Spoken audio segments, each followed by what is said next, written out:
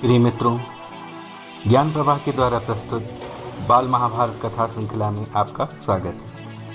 आज हम CBSE NCERT द्वारा अनुमोदित कक्षा 7वीं के लिए हिंदी की पूरक पाठ्य पुस्तक बाल महाभारत कथा के 6ठे अंक में अध्याय 8 द्रोणाचार्य की कथा लेकर आए हैं। कथा सुनने के साथ ही इस चैनल को लाइक और सब्सक्राइब कर लीजिएगा, साथ ही बेल आइकन को जरूर दबाइएगा। आइए कथा सुनते हैं। अध्याय 8 द्रोणाचार्य। आचार्य द्रोण महर्षि भरद्वाज के पुत्र थे। पांचाल नरेश का पुत्र द्रुपद भी द्रोण के साथ ही भरद्वाज आश्रम में शिक्षा पा रहा था। दोनों में गहरी मित्रता थी। कभी कभी राजकुमार द्रुपद उत्साह में आकर द्रोण से यहाँ तक कह देता था कि पांचाल देश का राजा बन जाने पर मैं आधा राज्य तुम्हें दे दूंगा।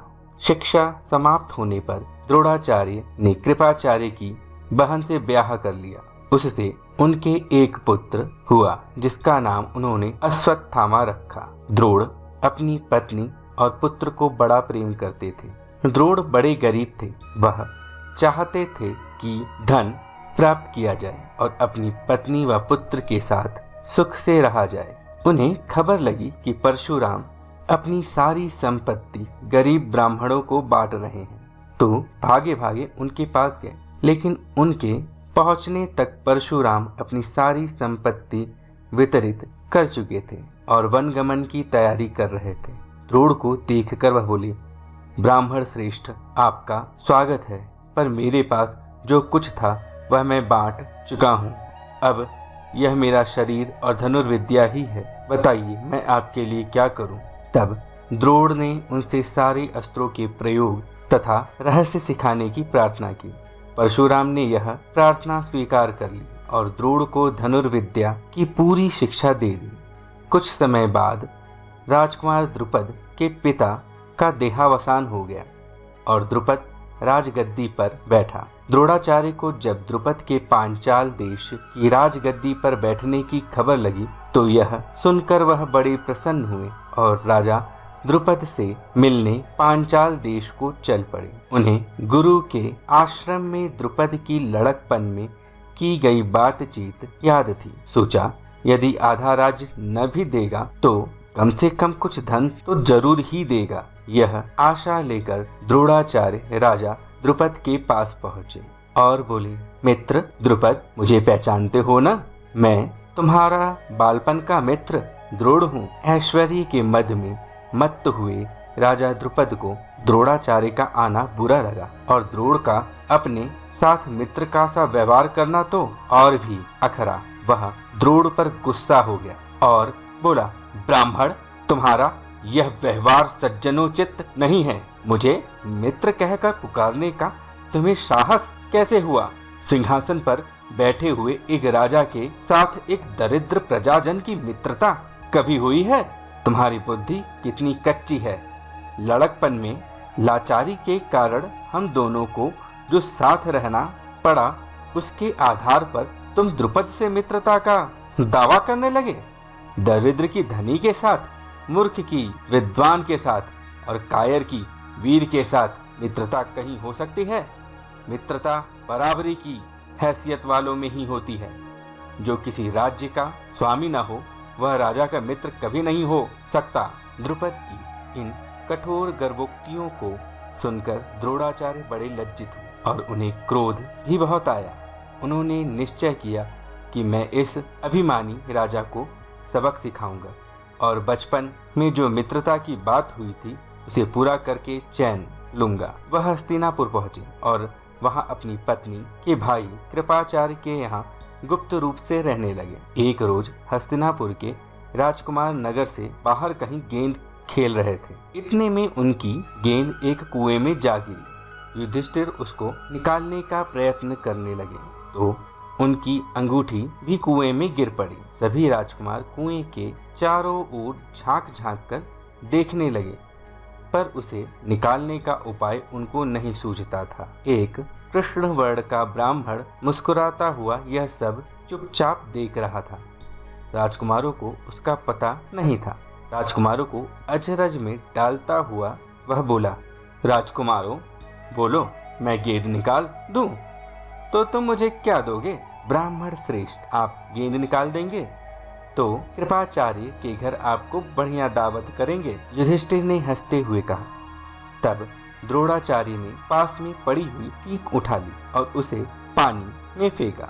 सीख गेंद को ऐसे जाकर लगी जैसे तीर, और फिर इस तरह लगातार कई सीखें वे कुएं में डालते गए। सीखें एक दूसरे के सिरे से चिपकती गईं। जब आखिरी सीख का सिरा कुएं के बाहर तक पहुंच गया तो द्रोणाचार्य ने उसे पकड़कर खींच लिया और गेंद निकल आई। सब राजकुमार आश्चर्य से यह करतब देख रहे थे।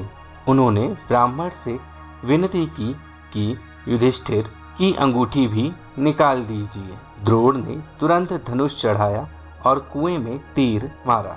पल भर में बाण अंगूठी को अपनी नोक में लिए हुए ऊपर आ गया। द्रोणाचार्य ने अंगूठी युधिष्ठिर को दे दी। यह चमत्कार देखकर राजकुमारों को और भी ज्यादा अचरज हुआ। उन्होंने द्रोण के आगे आदर पूर्वक सिर नवाया और हाथ जोड़कर पूछा, महाराज, हमारा प्रणाम स्वीकार कीजिए और हमें अपना परिचय दीजिए कि आप कौन हैं। हम आपकी क्या सेवा कर सकते हैं, हमें आज्ञा दीजिए। द्रोण ने कहा, राजकुमारों, यह सारी घटना सुनाकर पितामह भीष्म से ही मेरा परिचय प्राप्त कर लेना। राजकुमारों ने जाकर पितामह भीष्म को सारी बात सुनाई तो भीष्म ताड़ गए कि हो न हो वे सुप्रसिद्ध आचार्य द्रोण ही होंगे। यह सोचकर उन्होंने निश्चय कर लिया कि अब से राजकुमारों की अस्त्र शिक्षा द्रोणाचार्य के ही हाथों पूरी कराई जाए। बड़ी सम्मान से उन्होंने द्रोण का स्वागत किया और राजकुमारों को आदेश दिया कि वे गुरु द्रोण से ही धनुर्विद्या सीखा करें। कुछ समय बाद जब राजकुमारों की शिक्षा पूरी हो गई तो द्रोणाचार्य ने उनसे गुरु दक्षिणा के रूप में पांचाल राज द्रुपद को कैद कर लाने के लिए कहा। उनकी आज्ञानुसार पहले दुर्योधन और कर्ण ने द्रुपद के राज्य पर धावा बोल दिया, पर पराक्रमी द्रुपद के आगे वे न ठहर सके, हारकर वापस आ गए। तब द्रोण ने अर्जुन को भेजा। अर्जुन ने पांचाल राज की सेना को तहस नहस कर दिया और राजा द्रुपद को उनके मंत्री सहित कैद करके आचार्य के सामने ला खड़ा किया। द्रोणाचार्य ने मुस्कुराते हुए द्रुपद से कहा, हे वीर, डरो नहीं, किसी प्रकार की विपत्ति की आशंका न करो। लड़कपन में तुम्हारी हमारी मित्रता थी, साथ साथ खेले कूदे उठे बैठे। बाद में जब तुम राजा बन गए तो ऐश्वर्य के मद में आकर तुम मुझे भूल गए और मेरा अपमान किया। तुमने कहा था कि राजा ही राजा के साथ मित्रता कर सकता है, इसी कारण मुझे युद्ध करके तुम्हारा राज्य छीनना पड़ा, परंतु मैं तुम्हारे साथ मित्रता ही करना चाहता हूँ, इसलिए आधा राज्य तुम्हें वापस लौटा देता हूँ, क्योंकि मेरा मित्र बनने के लिए भी तुम्हें राज्य चाहिए ना।